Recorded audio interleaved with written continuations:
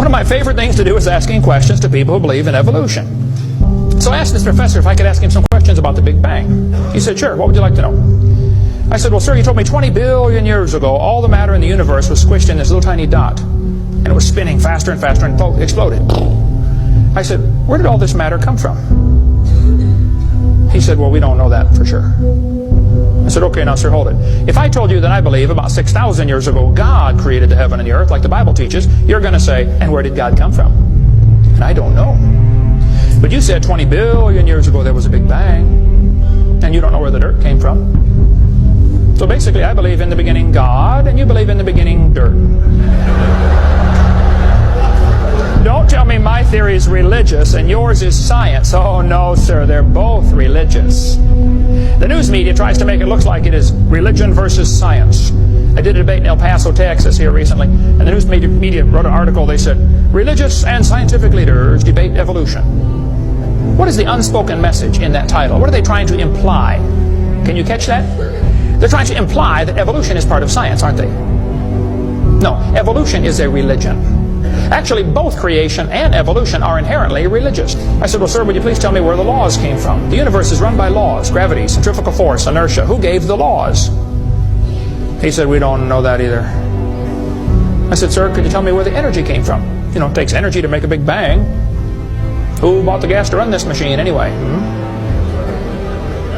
He said, we don't know that either. I said, sir, could I ask you another question? He said, sure. What else would you like to know? Else? What do you mean else? You haven't told me nothing yet. I said, does Berkeley have a merry-go-round? How many of you know what a merry-go-round is? You go round and round until you puke, okay? He said, no, we don't have a merry-go-round at Berkeley. I said, you ought to get one. You could learn some good science on a merry-go-round.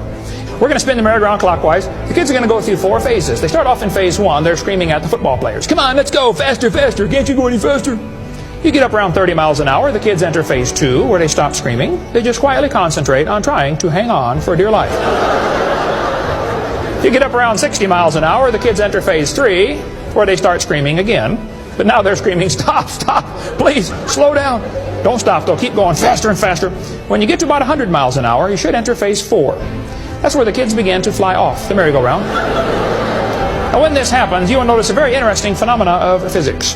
If the merry-go-round is going clockwise, when the kid flies off, the kid will be spinning clockwise until he encounters resistance, like a tree or telephone pole. That's because of a law in physics known as the conservation of angular momentum. You see, if a spinning object breaks apart in a frictionless environment, the fragments will all spin the same direction. It's very simple. It's because the outside is moving faster than the inside. And so it keeps the same direction of spin.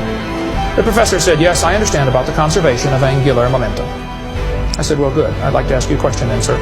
If the whole universe began as a swirling dot, like you said, why do 2 planets spin backwards? He said, that's interesting.